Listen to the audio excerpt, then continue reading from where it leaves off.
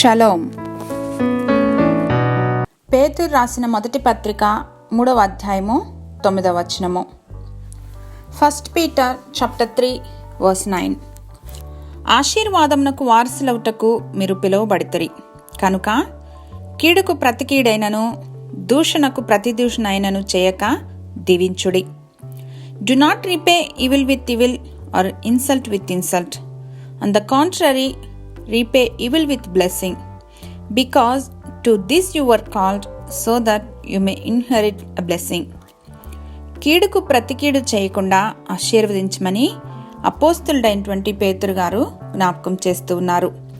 తండ్రి అగు దేవుడు క్రీస్తునందు పరలోక విషయములలో ఆత్మ సంబంధమైన ప్రతి ఆశీర్వాదమును మనకు అనుగ్రహించునని పరిశుద్ధ లేఖనాలు స్పష్టంగా తెలియజేస్తూ ఉన్నాయి.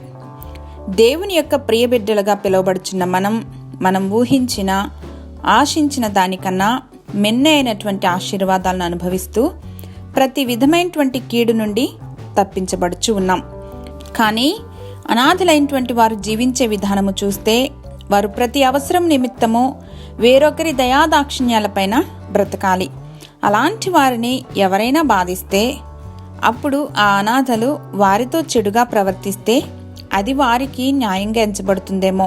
అయితే క్రీస్తు ప్రేమ చేత అలంకరింపబడినటువంటి మనం మాత్రం మన తోటి వారు మనతో కీడును ఉద్దేశించి ప్రవర్తించినా కూడా మన పిలుపును గ్రహించుకుని తదనుగుణంగా జీవించాలి. మహిమాన్వితుడు అయినటువంటి మా తండ్రి, మేము ఆశీర్వాదానికి వారసులుగా ఉండటానికి పిలువబడినామనేటువంటి రెవల్యూషన్తో నింపబడి ఇతరుల జీవితాలలో ఆశీర్వాదాల ప్రవాహాలుగా ఉండేలాగున కృపను అనుగ్రహించమని యేసు నామంలో ప్రార్థించి పొందుకొని మా ప్రియ పరలోకపు తండ్రి, ఆమేన్.